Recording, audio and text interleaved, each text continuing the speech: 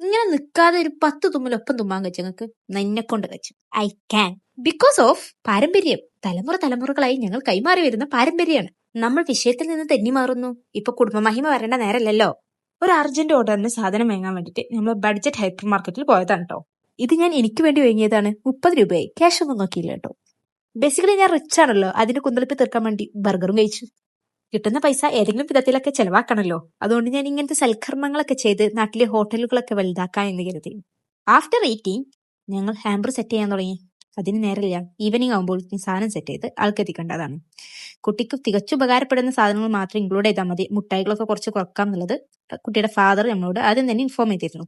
Girl ആയതുകൊണ്ട് തന്നെ pink തീമാണ് നമ്മൾ സെലക്ട് ചെയ്തിട്ടുള്ളത്. Hair accessories, bracelet and some cute items ഇതൊക്കെ ഇൻക്ലൂഡ് ചെയ്തിട്ടാണ് നമ്മൾ ഹാമ്പർ സെറ്റ് ചെയ്തിട്ടുള്ളത്. ആൻഡ് ഫൈനലി ബർത്ത്ഡേ ഗേളിന് സ്കൂളിൽ കൊടുക്കാൻ വേണ്ടിയിട്ട് കുറച്ച് പെൻസിൽസ് നമ്മൾ ഇതിൽ സെറ്റ് ചെയ്ത് വെച്ചിട്ടുണ്ട്. ഇതാണ് ഫൈനൽ ലുക്ക് വരുന്നത്. ഈ ഹാമ്പറിന്റെ ഡെലിവറിന്റെ സമയത്ത് ഒരു യുദ്ധം അവിടെ നടന്നു. അത് ഞാൻ പാർട്ട് 2 ആയിട്ട് വ്ലോഗ് ചെയ്യാട്ടോ.